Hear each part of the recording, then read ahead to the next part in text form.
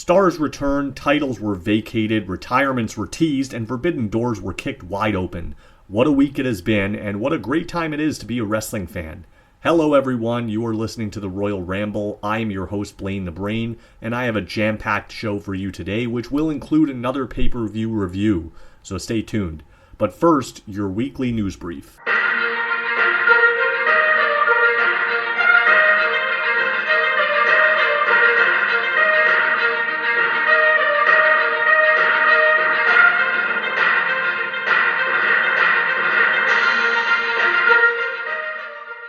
Rumors continue to circulate that media rights negotiations between AEW and Warner Bros. Discovery has left AEW President Tony Khan very dissatisfied with the latest contract offer, despite the fact that WBD is said to want to keep AEW around.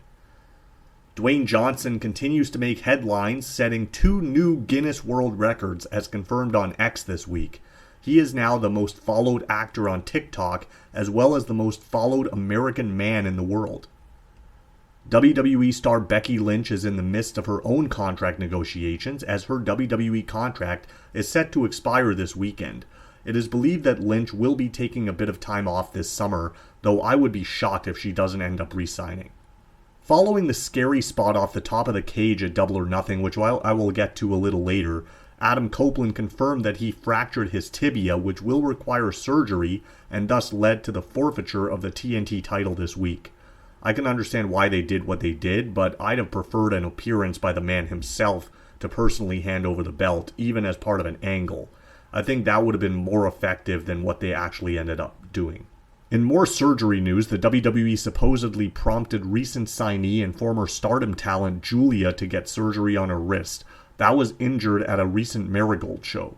It is still unknown when she will make her official debut, but hopes are high that she will be ready next month. I think I would probably hold off on that until she's at 100%.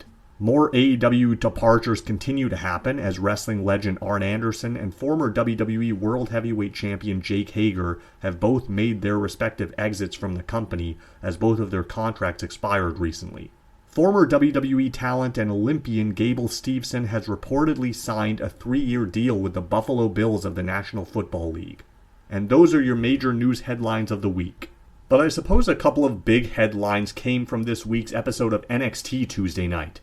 I know you're probably all wondering what year it is and how long you've all been asleep, but it did happen. WWE appears to be opening its own forbidden door, and I have to applaud them for keeping both of those secrets under wraps until airtime. Nothing was leaked, and these were both genuine surprises, especially the latter. They did tease a surprise opponent for Roxanne Perez the previous week, but I don't think anyone was expecting someone from outside the promotion, and certainly not another promotion's champion. Jordynne Grace received a huge ovation, similar to her debut in the 2024 Royal Rumble match. This one announcement just made Battleground a more watchable show, and I'm now curious what the relationship actually is between the WWE and TNA, because I would love to see some WWE talent go the other way as well. Jordynne is expected to issue an open challenge at the upcoming Against All Odds event on June 14th, and I would not be shocked if Roxanne returns the challenge and we get the rematch at the TNA show. This has me, and I'd imagine most wrestling fans, probably at the edge of our seats. Great stuff. And then more great stuff happened in the main event segment when out of nowhere NXT champion Trick Williams was blindsided by former AEW and TNA star Ethan Page, who confirmed that he was the one behind those mysterious attacks in recent weeks. I would love to hear what Page's explanation for all of that would be, but this creates some interesting television. I don't know if I'd have booked his first match as a title program, but who knows how long he will stay in NXT or what the terms of his deal are. For all we know, it could be the same as Alex Shelley from several years ago where he just appears for a one-off. And then the WWE continued to try to make headlines on Friday with the tease of a retirement for AJ Styles. I guess all that was missing was the salmon-colored jacket. I didn't mind the angle, but I don't think anybody really bought this as legitimate, especially after AJ's promo from a couple weeks ago. It was a news-heavy week for sure, and it all started last Sunday at AEW's annual Double or Nothing event from Las Vegas, which will be the same city that hosts the NXT Battleground event next week. Let's rewind the clock and take a look at Double or Nothing. I usually don't pay much attention to the buy-in portion, though the biggest news coming out of that is that, as announced by Tony Khan and Dr. Martha Hart, this year's winners of the 2 Owen Hart Cup tournaments will receive automatic title matches at AEW's All In pay-per-view in August, which will take place for the second year in a row from London, England's Wembley Stadium. Starting the main card is a match for the international title, with Will Ospreay challenging Roderick Strong. I can't say I'm surprised by this. It's a hot match to get the crowd into it and doesn't really have much of a story, but an exciting contest nonetheless. The fight begins before Strong even has his ring jacket off, and the Kingdom gets involved almost immediately, but Ospreay counterattacks and sends them both into the timekeeper's area. They react a few minutes later with a frightening spot delivering a tope into a doomsday device on the floor, and it looked like Ospreay landed on the back of his neck.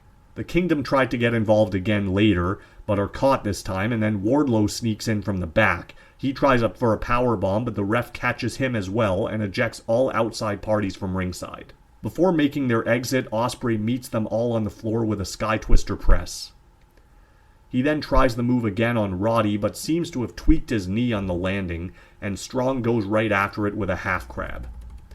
Ospreay comes back with an Os cutter, and the ref goes to check on Strong, who appears to be hurt. Don Callis then gets in Ospreay's face and demands that he go for the Tiger Driver, which Ospreay refused to do after the match with Danielson. Ospreay looks like he's setting up for the move, but hesitates, and Roddy counters into an Olympic slam. He then attempts a suplex, but Ospreay does a 360 flip, landing on his feet, and then hits the Hidden Blade and then the Stormbreaker to finally win the title. Suddenly, Adam Cole makes an appearance, and I'm thinking everyone and their grandmother can probably predict what's about to happen next. This just felt very random and unusual for an AEW pay-per-view. Cole gets in the ring and insults the crowd. He then pulls out the devil mask to make the obvious even more obvious, and says it's time to give the devil his due, which leads to the lights going out and a mysterious video appearing on the screen, all leading to the return of MJF, who comes out with his 2002 Triple H attire starter pack. He's basically wearing the denim vest over the leather jacket, and I'm sure everyone understood the reference.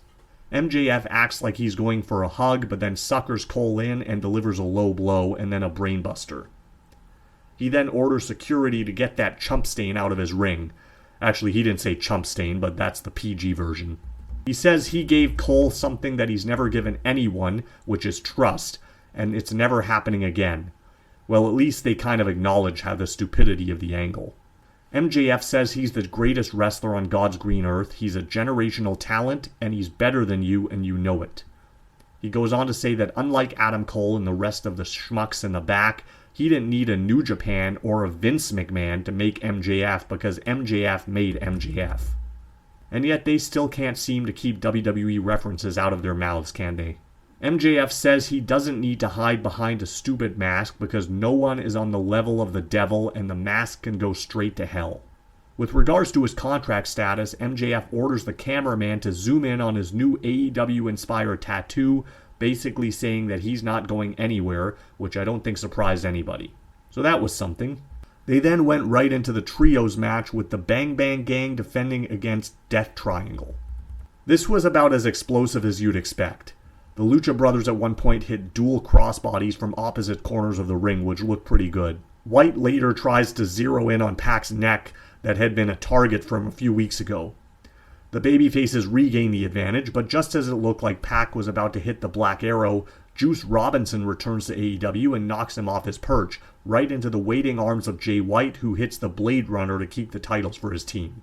Toni Storm put the women's title on the line up next against her challenger of the month, Serena Deeb. This was another really good match that was kind of tainted by outside of interference. Storm tries to use her mind games in the early going, basically nuzzling her face against the chest and face of Deeb. Deeb responds with slaps. Later on, Deeb locks on a half crab, and Mariah teases throwing in the towel, but Luther stops her and grabs it. However, after reaching the ropes to break the hold, Toni catches Luther with the towel and thinks he was going to throw it in, so she gives him a tongue lashing. Back in the ring, Deeb kicks out of the Storm Zero and then attacks Toni's knee with 3 dragon screws against the ropes. Deeb then pancakes Storm on the ring apron, but Toni kicks out again. Storm comes back with a pile driver off the middle rope, and then immediately transitions into the Storm Zero to keep the title. This was a great match and probably the best of Storm's title run thus far. Orange Cassidy versus Trent was up next. I wanted to care about this, but this whole feud has been so one-sided, and we've already seen this match for free, so I don't know why they felt the need to put this on the main card, while the match between Thunder Rosa and Deonna Purrazzo was on the buy-in. Nevertheless, it was a fun match. Cassidy came out as some kind of throwback to a previous gimmick, and I gotta say, I don't know what the rest of the audience was seeing, but I wasn't seeing much of a difference. I mean, the only thing was a different colored shirt, but seriously? This is what gets people excited in 2024? I didn't get it.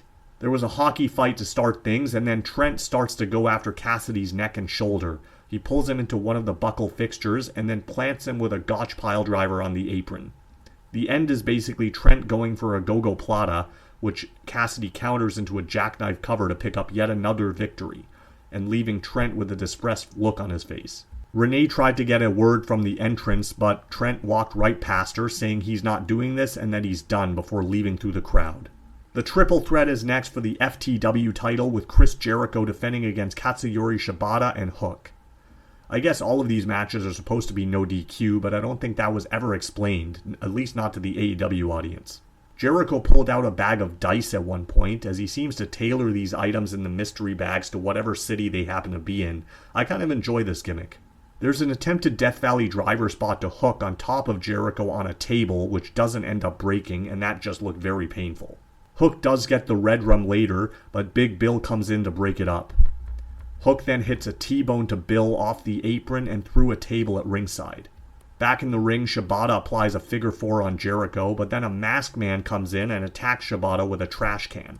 The mask is pulled off and is revealed to be Brian Keith, which I think everyone saw coming from a mile away. Hook comes back in with a cane but eats a Judas effect, and then Jericho steals a pin on Shibata to keep the title. After the match, Hook fights his way through security and chases Jericho. Jon Moxley versus Konosuke Takeshita was up next for the IWGP title eliminator match. Takeshita almost immediately goes after the arm of Mox that was injured in the angle on Collision last week. The whole match is basically Mox just selling Takeshita's offense until Takeshita follows Mox back in the ring with a steel chair, and Mox stomps Takeshita right into it and then hits the Death Rider for the win. Not a lot of time to breathe on this show as we went right into the next match. It was the barbed wire cage match for the TNT title with Adam Copeland defending against Malachi Black. This was a really good match as well, with a few scary spots which I spoke of earlier. Both guys did a lot of color in this one, as you'd expect, as they each took a headshot with the barbed wire. The spot that I spoke of was when Copeland wrapped Black in barbed wire and set him up on the table, and then flew off the top of the cage with an elbow drop, only instead of flying, he really just was like doing a pencil dive or something. He ended up hitting the move, but obviously wasn't worth the risk, and I really wish he'd stop doing stuff like that. Later on, Black boots Copeland right through the cage door to ringside, but I'm wondering why this match isn't over. But apparently this is one of those cage matches that can only be won by pinfall or submission. At this point, Buddy and Brody came out, and they teased turning on Black and aligning with Copeland, but that was all a big swerve. The three of them start beating on Copeland in the ring, and then all of a sudden, like a vampire bat out of hell, comes Adam Copeland's former stablemate Gangrel from under the ring. He attacks Brody and Buddy with Mist, and then hits the Impaler DDT to both men, until he catches the end from Black. Copeland hits Black with a spear and then wraps the barbed wire around his neck and face and applies a crossface, which causes Black to pass out, and Copeland is ruled the winner. Lexi Nair is with Don Callis backstage. She asks about his interest in Orange Cassidy, and he says now that they finally have gold in the Don Callis family thanks to Will Ospreay, he wants to recruit new members, and will present a contract this week on Dynamite for the Don Callis family, but of course we already know what happened there, which wasn't really at all surprising. Willow Nightingale put the TBS title on the line next against the debuting Mercedes Moné. They really spared no expense on Monet's entrance, as they probably should have given the hype that she came in with. The match didn't really disappoint, but I wouldn't say it was even in the top 5 Mercedes matches of all time, and that's not really a shot at either champion or challenger in this one. I just felt that they didn't live up to the hype. It was back and forth for a bit, and then Stokely and Statlander got on the apron and inadvertently distracted the ref, while Willow seemingly had it won with a doctor bomb. This momentary distraction allowed Mercedes to hit the Monet Maker and on Willow to claim the belt. After the match, Stokely started verbally assaulting Willow, and then Statlander shoved him back. She started helping Willow out of the ring, but then suddenly attacked Willow on the ramp, something we've seen way too often in AEW lately, and I'm begging them to be a little more creative with these double crosses. This one I know people saw coming, but it still didn't make any sense. What does Statlander have to gain by betraying Willow when she's not the champion? I don't understand that. She also ripped off the friendship bracelet and threw it to the ground. I did quite like that part. It reminded me of Shawn Michaels ripping the Rockers poster up. Swerve Strickland versus Christian Cage was second from the top for the AEW World title, which doesn't say a lot for the champion not being in the main event spot. Swerve jerseyed Christian in the early going and then hit the Fosbury flop. Nana grabbed possession of the title belt, attempting to hold off Killswitch and Nick Wayne, but it backfired as the ref caught him and ejected Nana from ringside. His absence allowed Wayne and Killswitch to double-team Swerve, but they were eventually caught and ejected as well. Wayne did come back out later, only to be chased off by Nana. Meanwhile, Swerve hit the Swerve Stomp on the announce desk, followed by a house call in the ring, another stomp, and another house call to finally put Christian away and retain his title. The Anarchy in the Arena match closed the show. Before all participants even made their entrances, the Elite were attacked in the entranceway by Danielson and FTR. The Elite regained the advantage, and then Matthew ordered for their new theme song to be played. Once the babyfaces took back the advantage, Danielson cut the music and requested Final Countdown, which played for about the next 4 or 5 minutes, and I honestly thought it would be on for the entire match. This was just ridiculous. Darby hit a coffin drop at one point out of the stands.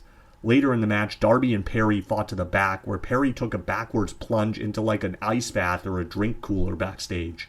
The Bucks missed their corner kicks on Danielson and ended up hitting their own partner Okada by accident. Cameras then go to the back, where Perry is seen basically unconscious behind the wheel of a truck with some wreckage or garbage in front of it, and the announcer starts speculating that he ran over Darby. But Darby later shows up back in the ring, so I guess he must have avoided the truck, or maybe not because it is Darby. Perry then starts making his way back to ringside, but spots Tony Khan and Gorilla and grabs Tony by the neck and drags him through the tunnel. And yet CM Punk was fired for supposedly making Khan fear for his life. Before things escalate between Perry and Khan, Darby sets Perry ablaze with a flamethrower, and the Bucks take their own sweet time putting it out with the fire extinguisher. Later on, Dax is nailed with a chair that is apparently rigged with explosives. Okada then pulls out a sleeve with tacks all over it and uses it to hit the Rainmaker. Darby is then hung from his feet from the arena ceiling, it looked like, and then the Bucks take turns delivering super kicks with their newly tack-filled Reeboks. As Danielson tries to help Darby, Perry nails him with a Busaiku knee to win the match for the Elite. Kind of an anticlimactic finish for such a crazy match, but it is what it is. And so that wraps up another week. I will be returning next Sunday with a preview of the NXT Battleground event. Until then, I leave you with an ABC.